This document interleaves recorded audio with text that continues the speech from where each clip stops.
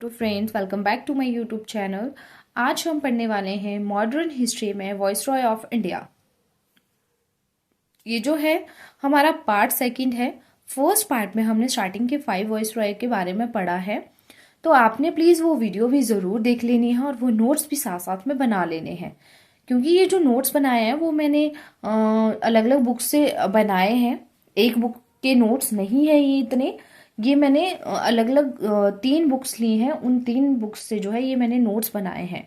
तो प्लीज़ इनको आपने अपनी नोटबुक पे लिख लेना है, बहुत इंपॉर्टेंट है। और साथ ही साथ अगर आपको मेरी वीडियो पसंद आएगी तो प्लीज़ मेरे चैनल को ज़रूर सब्सक्राइब करना है। तो आज का जो हमारा पार्ट सेकंड है वो हम पढ़ते हैं कि जो 6th वॉइसरॉय थे वो थे लॉर्ड लिटन। ठीक है, टाइम भी आपने याद रखना होता है कि इनका टाइम पीरियड कितना होता है, क्योंकि टाइम से हम आइडिया लगा सकते हैं कि कौन कौन चीज़ें कब किसके टाइम पे पास हुई।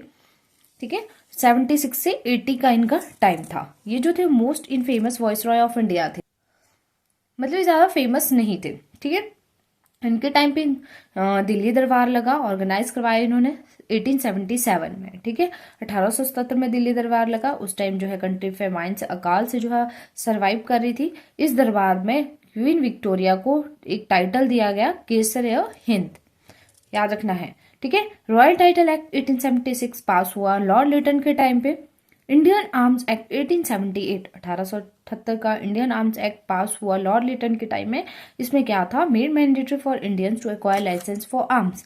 मतलब अगर कोई जो भारतीय है उनको अगर अपने पास हथियार रखने हैं तो उनका लाइसेंस उनके पास होना चाहिए। ठीक है, फिर इनके टाइम पे इनफेमस वर्नाकुलर प्रेस एक्ट 1878 पास हुआ। इसमें क्या था कि पहले जो न्यूज़पेपर होते थे वो पब्लिश होते थे ओनली कोलकाता, मद्रास, बॉम्बे एंड इलाहाबाद में। बाद में जो इस एक्ट के बाद जो है न्यूज़पेपर जो है पब्लिश होने लगे स्मॉलर प्लेसेस में भी, और ये जो है वर्नाकुलर लैंग्वेज में पब्लिश होने लगे। ठीक है, उसके बाद हम पढ़ते हैं कि लॉर्ड लिटन के टाइम में जो सिविल सर्विस की जो एज थी, मैक्सिमम एज कितनी थी, पहले 21 थी। बाद में इनके टाइम पे इसको कम कर दिया और ये कर दी 19। ठीक है, याद रखना उस टाइम वॉइसरॉय कौन थे जब सिविल सर्विस की एज जो कम हुई थी, तो हुई थी लॉर्ड लिटन के टाइम पे।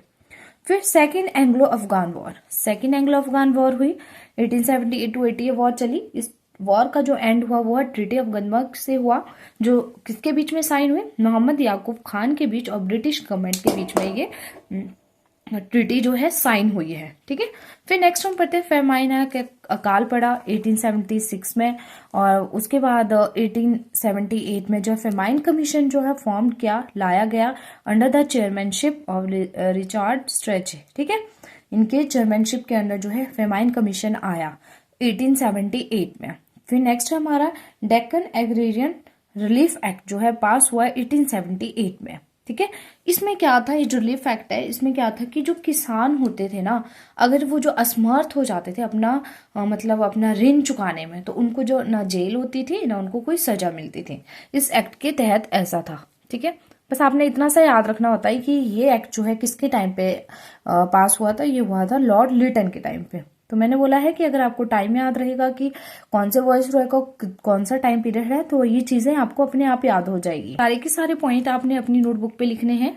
वॉइसरॉय के बारे में पढ़ते हैं, लॉर्ड रिपन के बारे में। टाइम आपने लिख लेना है। इनके टाइम पे क्या हुआ कि first official census in India 1881। ठीक है, 1881 का जनगणना हुई भारत में। अब पहली जनगणना कब हुई थी, बहुत बार ये क्वेश्चन पूछा गया है, प्लीज आपने इसको लिख लेना है इस पॉइंट को। पहली जनगणना हुई थी 1872 में लॉर्ड मायो के टाइम पे। ठीक है, लिख लेना है। और दूसरी जो जनगणना हुई वो ही लॉर्ड रिपन के टाइम पे 1881 में। ठीक है, इसके बाद क्या हुआ, वो जनगणना जो लगी होने भारत में हर 10 साल के बाद कंटिन्यू होने लगी। नेक्स्ट जो हमारा पॉइंट है, he was appointed by the liberal party under Gladstone. Albert Gladstone कौन थे, लिबरल पार्टी के पीएम थे। इन्होंने जो है लॉर्ड रिपन को अपॉइंट किया मेंबर ऑफ लिबरल पार्टी। फिर है repel the vernacular press act 1882। ठीक है, 1882 का जो ये एक्ट है इसको इन्होंने रद्द कर दिया। फिर इंपॉर्टेंट है फर्स्ट फैक्ट्री एक्ट 1881। पहला जो फैक्ट्री एक्ट आया था 1881 में। ठीक है, जिसमें क्या था, इम्प्रूव द लेबर कंडीशंस। इसमें क्या किया था इन्होंने कि जो 7 साल से कम बच्चे थे, एज के कम बच्चे, उनके मतलब उन्होंने जो है उसमें रोक लगा दी कि ये काम नहीं करेंगे, उनकी एम्प्लॉयमेंट पे रोक लगा दी और वर्किंग आवर्स जो है वो लिमिटेड कर दिए थे। ठीक है, फिर नेक्स्ट हम पढ़ते हैं इनके टाइम पे और क्या हुआ। In rural area local board and district board जो है स्थापित किए इन 1889 में, जिनको कहा गया also known as tehsil and taluk board. ठीक है, फिर Madras local board act in 1884 जो है पास हुआ।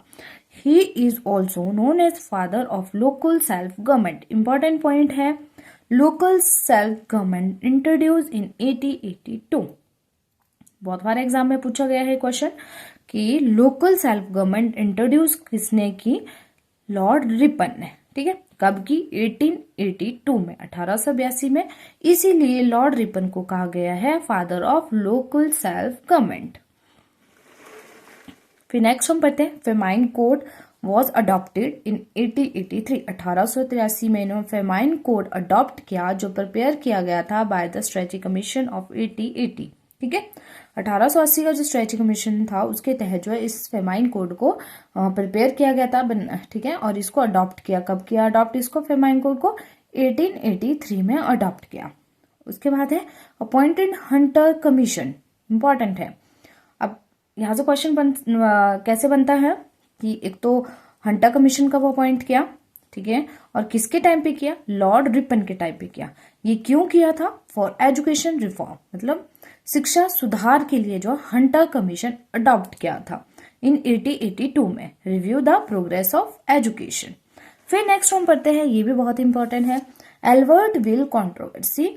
ठीक है, Albert will controversy 1883 which empower Indian judges to inquiry into European cases। अब एल्बर्ट विल कंट्रोवर्सी में क्या था कि पहले क्या होता कि जो यूरोपियन केसेस होते थे वो यूरोपियन जज ही उनको मतलब उनकी इंक्वायरी करते थे या उनको मतलब उनकी सुनवाई करते थे। बाद में एल्बर्ट विल कंट्रोवर्सी के बाद जो है इंडियन जज भी यूरोपियन केसेस की सुनवाई करने लगे। लास्ट है इसमें foundation of Punjab university in 1882। Lord Ripon के टाइम में पंजाब यूनिवर्सिटी की फाउंडेशन नींव रखी गई। जो हमारे वॉइस रॉय हैं वो है लॉर्ड डफरिन। 1884 टू 88 इनका टाइम था। अब इनके टाइम पे क्या हुआ? थर्ड एंग्लो बर्मिस वॉर हुई इन 1885 में। ठीक है, 1885 में जो ये थर्ड एंग्लो बर्मिस वॉर हुई इसमें इन्होंने अपर बुर्मा को अपने कब्जे में ले लिया और लोअर बुर्मा को लॉर्ड डलहौजी ने अपने कब्जे में लिया था। ठीक है, फर्स्ट जो वॉर हुई, 3 वॉर हुई थी। पहली वॉर हुई थी 1824 में, दूसरी वॉर हुई थी 1852 में, ओके, और तीसरी वॉर हुई थी 1885 में। तो ये चीजें आपने लिख लेनी है। नेक्स्ट हम पढ़ते हैं formation of Indian national Congress. INC की फॉर्मेशन कब हुई? 1885 में। उस टाइम वॉइस रॉय कौन थे? Lord Dufferin. क्वेश्चन इस तरीके से पूछा जाता है, किसने की? एओ होम ने। फर्स्ट मीटिंग कहाँ हुई? Gokuldas Tejpal Sanskrit college Bombay. First president कौन थे आईएनसी के? WC बनर्जी। देखो बहुत इंपॉर्टेंट है, इनको लिख लेना है सबको। फिर हम पढ़ते हैं Dufferin called INC as microscopic minority. Dufferin ने कहा कि आईएनसी क्या है? Microscopic minority. अब डफरिन के टाइम पे क्या हुआ? Bengal tenancy act in 1885। Panjdeh incident occur in 1885। Panjdeh incident में क्या था कि रशिया ने जो है रशिया जो फोर्स थी उन्होंने सीज कर लिया Afghanistan territory south of Amu दरिया, जो किसके अराउंड थी? पंजदे के अराउंड थी। उस जिस वजह से क्या हुआ कि रशिया और ग्रेट ब्रिटेन के बीच में डिप्लोमेटिक जो है क्राइसिस क्रिएट हो गए। फिर हम पढ़ते हैं नेक्स्ट जो हमारे वॉइस रो है वो है लॉर्ड लैंसडाउन। 1888 टू 94 इनका टाइम था। अब इनके टाइम पे इंपॉर्टेंट क्या क्या हुआ? फर्स्ट इंपॉर्टेंट है सेकेंड फैक्ट्री एक्ट 1891। ठीक है, 1891 में सेकेंड फैक्ट्री एक्ट आया। पहला कब आया था? 1881 में आया था। उसके 10 साल बाद जो है दूसरा आ गया 91 में।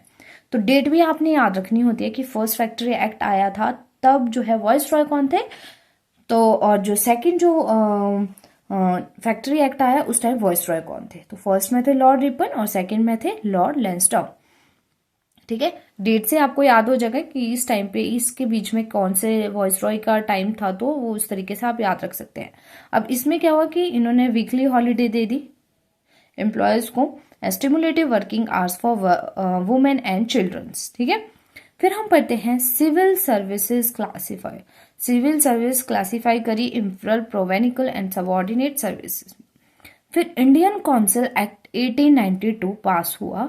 लॉर्ड लैंसडाउन के टाइम पे 1892 का जो इंडियन काउंसिल एक्ट था उसमें क्या था, increase the size of legislative council in India. ठीक है, मतलब लेजिस्लेटिव काउंसिल में सदस्यों की संख्या को बढ़ा दिया गया।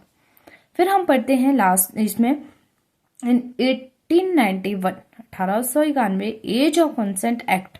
ठीक है, इस एक्ट के तहत क्या था, under which marriage of girl below 12 years was prohibited, मतलब 12 साल से कम की एज की लड़कियों की जो मतलब शादी पे रोक लगा दी।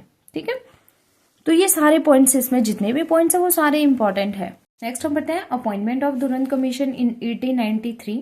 दुरंत कमीशन अपॉइंट किया 1893 में, जिसमें डिफाइन की line between the British India and Afghanistan.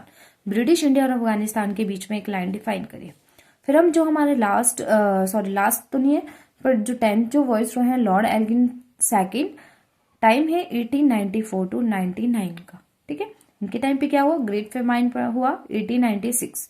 फिर आफ्टर फेमाइन जो है इन्होंने लायला कमीशन अपॉइंट किया इन 1897 में under the chairmanship sir James लायला। बाद में प्लेग स्प्रेड हुआ इन बॉम्बे प्रेसिडेंसी में इन 1896 में।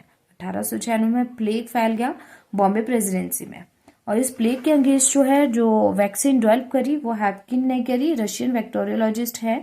ठीक है, इन्होंने प्लेग और कोलेरा के अगेंस्ट जो है वैक्सीन डेवलप करी थी फर्स्ट। ठीक है, तो ये मतलब आपने याद रखना है, क्वेश्चन बन जाता है ये कि कोलेरा और प्लेग के जो अगेंस्ट वैक्सीन डेवलप करी थी वो तो किसने करी थी, तो आपने नाम लिख लेना है। ठीक है, फिर हम पढ़ते हैं कि जो 2 चेपकर ब्रदर्स थे उन्होंने 2 ब्रिटिशर्स को मार गिराया था इन 1897 में। ओके, फिर हम पढ़ते हैं विरसा मुंडा। विरसा मुंडा ऑफ 1897। 1899 में मुंडा विद्रोह हुआ जिसको लीड किया विरसा मुंडा ने इन साउथ ऑफ रांची। संथाला विद्रोह हुआ और 1899 में। ठीक है, तो वॉइसरॉय कौन थे, लॉर्ड एल्गिन सेकंड थे।